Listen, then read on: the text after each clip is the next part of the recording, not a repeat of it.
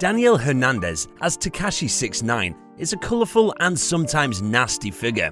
A guy who became renowned as a result of his gang involvement, which he eventually exposed in court, and contentious social media recordings. Since his April 2nd release from jail, which came 4 months ahead of schedule, the typically raucous Brooklyn native has remained radio silent, keeping low for the most part.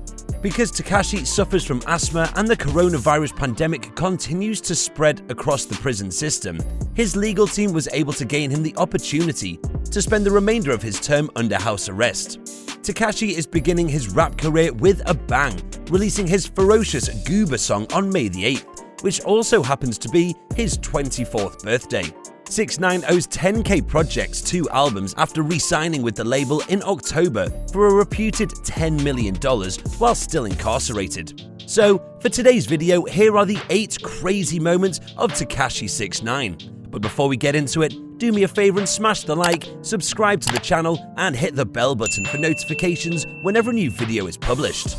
Number 8. He still believes he's the king of New York. Other New York musicians sought to claim the throne whilst he was imprisoned. As we just heard, the Bronx native Lil TJ declared to be the genuine king of New York. 6ix9ine still believes no one is on his level, and he's proving it with figures like having 2 million people watch a single IG live. Why do I keep hearing the phrase king of New York? Look at the stats. You're not the king of New York, he says. Let's cut it out for the sake of the king of New York shit. Please, little kids, sit back down. I'm not gonna fight anyone from New York if you don't have this watch. You're a small boy to me if you don't have this watch. I'll give you a kiss on the cheek. It's over at the king's residence. Number 7. Where's the loyalty? Before being jailed, 6ix9ine tries to defend his name and explain what transpired that led him to blowing the whistle on his manager Shotty and turning on the other members of the 9 Trey Gangsta Bloods.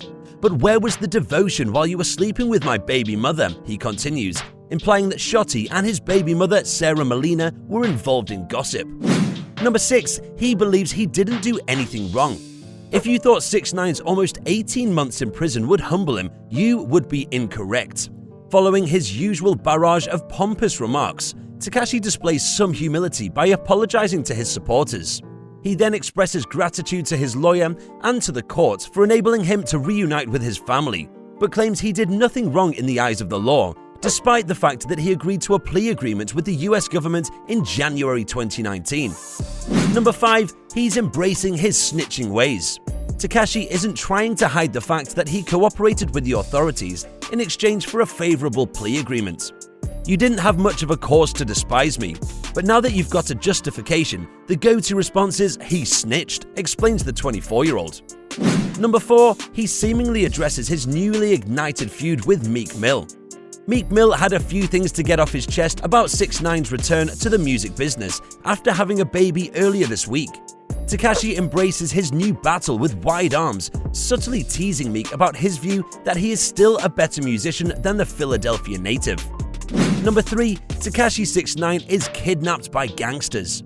Tekashi 6ix9ine is supposedly abducted by thugs who yank him out of his vehicle during a feud between opposing sections of the notorious street group 9 Trey Gangsta Bloods.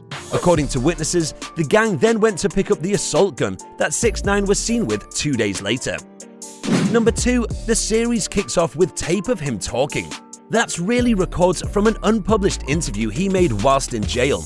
It didn't ask him for an interview. They are videos of him just after he got out of prison, so they catch him in a vulnerable and intriguing state. Number 1. Tekashi 6ix9ine reacts to breaking his own YouTube record with Trolls video. Tekashi 6ix9ine apparently just smashed the record for the largest 24-hour premiere on YouTube, eclipsing his own prior mark.